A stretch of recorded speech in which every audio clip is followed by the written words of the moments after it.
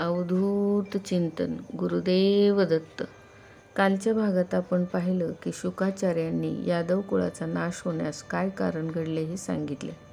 खरे तर सृष्टीनियंत्या श्रीकृष्णाला हा ब्राह्मणाचा शाप खोटे करणे अशक्य नव्हते, ज्याने कळीकाळाचेही दात पाडून देवकीचे मृतगर्भ परत आणले होते.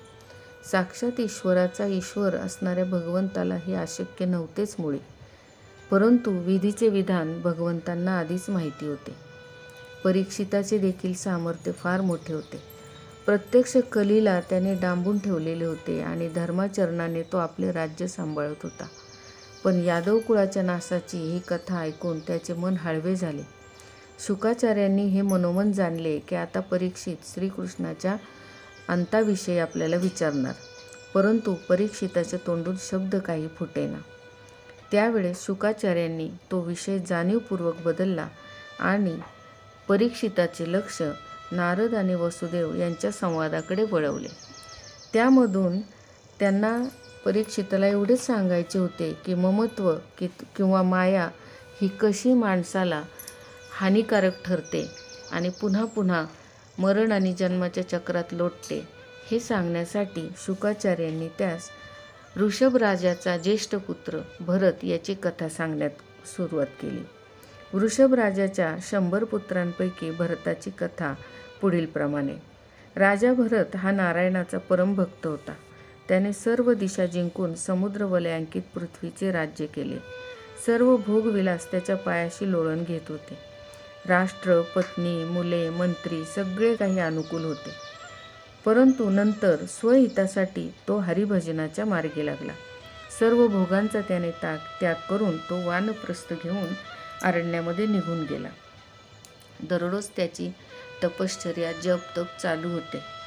परंतु एके दिवशी एक घटना अशी घडली आणि त्या घटनेमुळे दुसऱ्या जन्माचे कारण निष्पन्न झाले. तो नदीवरती ज्यावेळेस स्नान करत होता तेव्हा एक हरणी त्या नदीमध्ये पाणी पिण्यासाठी आलेली होती आणि तिने एक सिंहगर्जना ऐकली आणि त्या भीतीने तिने जोरात नदीच्या पात्रामध्ये उडी मारली आणि तेव्हा तिचा गर्भ त्या पाण्यामध्ये गळाला. त्यावेळेस भरताने हे सर्व पाहिले आणि तिचे नवजात अर्भक त्या पाण्यामध्ये तळमळताना त्याच्याने पाहावेना. त्यावेळेस भरत पुढे गेला. हरिणी तर वनात निघून गेली. भरताने त्या हरणीच्या पाडसाला पाण्यामधून उचलले, त्याला स्वच्छ केले आणि त्याला लहानाचे मोठे करण्यामध्ये त्याचे दिवस व्यतीत होऊ लागले. हरिभजन सोडून आता भरत राजा पूर्णपणे त्या हरणाच्या मायेमध्ये गुरफटून गेला. ते हरिण जर त्याला दिसले नाही तर त्याचं प्राण व्याकुळ होत असे. त्याला खाऊ पिऊ घालणे, त्याला आपल्याच जवळ ठेवणे असे त्याचा दिनकर्म सुरू होता.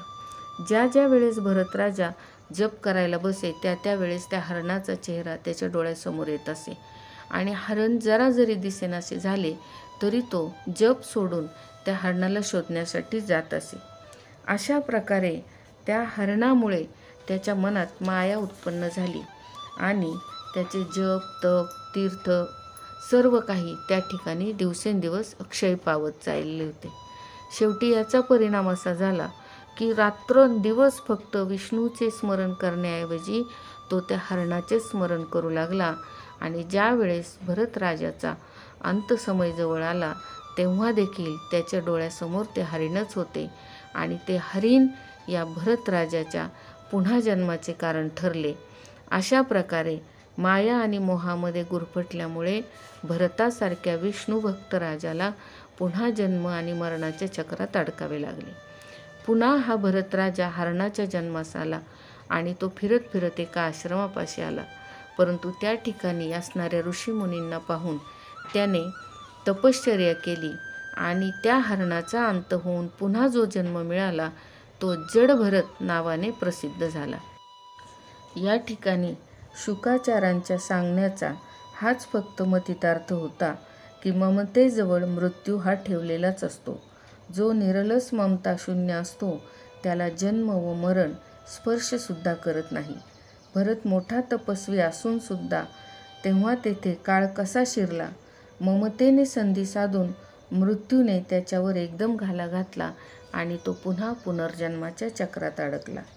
अशा प्रकारे शुकाचार्यांनी परीक्षितास सांगितले की अंतकाळी प्राणी मात्र जशी मती ठेवतो, जी भावना किंवा ज्याचे स्मरण करतो, तीच गती त्याला प्राप्त होते.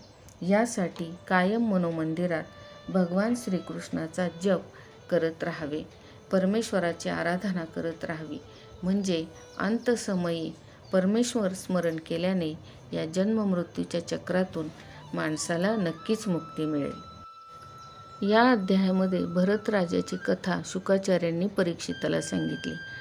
ऋषभाचे एकूण 100 पुत्र होते, त्यामधील भरत हा ज्येष्ठ होता.